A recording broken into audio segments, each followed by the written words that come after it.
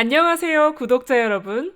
여러분들은 조선시대 양반 남성들에게만 유리한 성문화와 그에 반했던 어을우동 중 누구에게 표를 던지고 싶은지 궁금하네요. 솔직한 답변과 함께 이제는 어떠한 정당화 과정도 자기 변명도 필요 없이 여성의 자유로운 성을 당당하게 말할 수 있어야 합니다. 그래야 우리의 성문화가 더 밝아지고 명랑해지고 건강해질 것입니다. 이에 어을우동 이야기를 시작하고자 합니다. 조선시대 양반 남성들의 성문화를 비판적 시각으로 다시 바라보고 문제점을 찾으려면 어을우동을 알아야 합니다. 어을우동은 조선시대 당시 양반 및 평민 남성들을 조롱하듯 즐겼던 희대의 요부입니다. 다만 허위와 위선으로 가득한 조선의 남성들을 조롱이라도 하듯 닥치는 대로 유혹하여 관계를 가진 어을우동은 왜 그런 삶을 선택했을까요? 이제 어을우동에 대한 썰을 풀어보겠습니다. 세종 9년에 있었던 유감동 스캔들과 함께 조선조 최고 스캔들을 일으켰던 여인인 어을우동. 유감동이 상대한 밝혀진 남성만도 39명이었는데 어을우동은 50여 명을 넘었다고 하니 어을우동이 한 수 위라고 할 수 있겠죠. 승문원 지사 박윤창의 딸로 태어나 종실 태강수 이동에게 시집간 어을우동은 한마디로 말해 사회 지도층이었어요. 이동은 왕실의 인척으로 쟁쟁한 명문 사대부였으니까요. 그는 어을우동을 사랑하는 것보다 사랑해서 서책을 읽고 시회에 참석하는 등 사대부로서 일에 더욱 열중하는 사람이었다고 해요.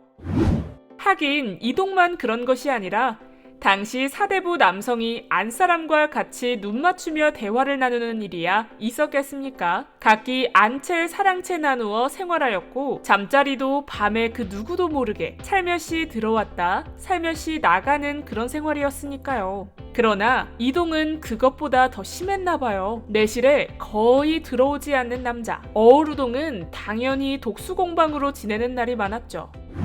그러던 어느 날 이동은 왕실의 가문답게 집안의 그릇을 모두 은그릇으로 바꾸기 위해 은장을 불러서 일을 시킨 거예요. 은장은 이동의 집에 머물면서 은그릇을 만들기 시작합니다. 어을우동이 내실에서 문틈으로 살펴보니 배잔방이를 걸치고 호저고리에 앞섭을 풀어놓은 채 땀을 흘리면서 일을 하는 은장의 건장한 모습이 눈에 들어오는 거죠.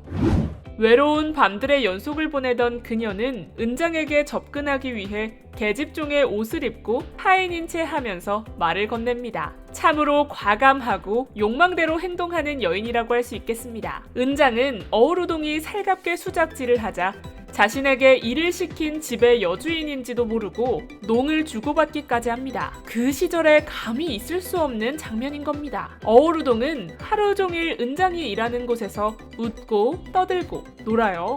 농담 따먹기 하면서요. 이동의 종들이 이걸 모를 리가 없는 겁니다. 수군수군. 결국 상전인 이동의 귀에 들어가거든요. 그녀의 행실이 이와 같으니 어찌 조상의 제사를 모실 수 있겠는가? 이동은 어을우동을 행실이 더럽다 하여 집에서 내쫓습니다. 친정으로 쫓겨난 거죠. 문제는 이 어을우동이 본격적으로 아주 많이 밝히기 시작했다는 데 있습니다. 길 가다 눈 맞으면 아무나 붙잡고 원나잇 스탠드를 하는 여성. 그 대상이 근친이든 족친이든 상관이 없었다고 해요. 친정으로 쫓겨온 후 이왕 이렇게 된 거 실컷 즐기기라도 해보자는 마음이었을까요? 온갖 남성과 즐깁니다. 무작위로요.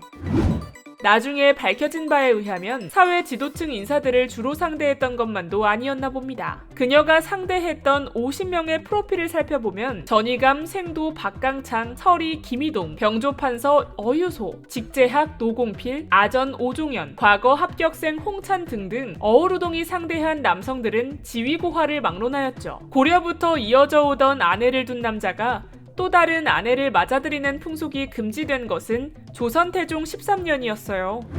그러나 면면이 이어져 오던 이 문화는 근절되지 않았습니다. 바로 양반 남성들이 다처 문화를 주도했기 때문입니다. 그들은 기생첩도 둘 수 있었고 노비첩도 둘 수 있었고 여러 축첩을 할 수 있었습니다. 이런저런 편법을 동원해 여러 아내를 취한 겁니다. 돈 꽤나 있고 계급이 높은 자들에게 여러 아내를 두는 행위는 자기 과시였기 때문이기도 했을 겁니다. 오죽하면 여러 축첩의 경우 처벌한다는 조항까지 나라에서 만들었을 정도니 조선의 축적 현상이 얼마나 심각했는지 짐작하시겠나요?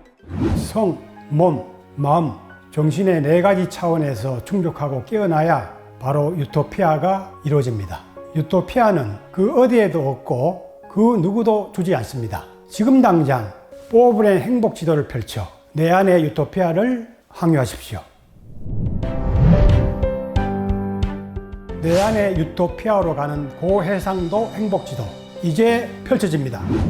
조선의 엄격한 유교 사상과 신분 제도는 여성, 양반과 서민의 성문화를 철저하게 분리했어요. 양반 남성들은 권력과 뒷배가 있었기에 유리했고 같은 잣대로 어떤 사람들은 높은 지위 때문에 더 엄격한 규정에 시달렸죠. 남성에게는 알게 모르게 일부 다처가 적용됐고 여성에게는 철저하게 일부 일처가 적용됐다는 점도 조선 사회의 특징입니다. 여성의 칠거지약 중 투기하지 말라가 들어갔던 부분은 남성의 축적과 더불어서 바라봐야 합니다. 이 부분이 얼마나 남성들에게 유리한 것인지 조선 성문화의 모순을 잘 보여주죠.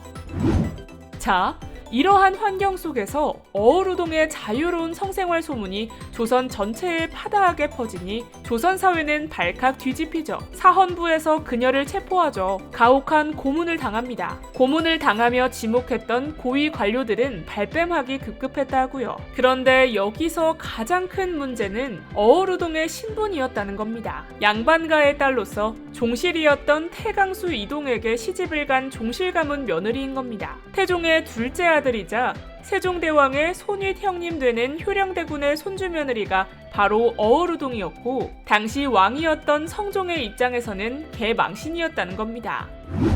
가장 신속하게 처리된 이 사건은 왕실 사람이 연관되어 있어서였을 거예요. 어우루동과 음행을 벌인 사대부들은 바로 파직되거나 머나먼 곳으로 귀향을 갔습니다. 성종은 어우루동이 나라의 풍속을 어지럽혔다는 이유로 교수형에 처하라 명하죠. 대신들이 유감동의 예를 들어 반대했지만 워낙에 성종의 뜻이 강했다고 합니다. 유감동이 그랬던 것처럼 어우루동은 능동적으로 남자를 유혹했는데 단순한 요보라고 보기에는 석연치 않은 점이 있어요. 어우루동은 유감동보다 더 자유롭게 성생활을 즐겼는데요. 그녀는 스스로 거리로 뛰쳐나가 남자를 물색하여 치마폭에 휘어감아 위선적인 남자들을 조롱했죠. 유감동과 어우루동은 자신의 육체를 내던져 양반들을 성의 노예로 전락시키고 조선의 잘못된 인습과 신분제도의 모순에 저항한 것은 아니었을까요?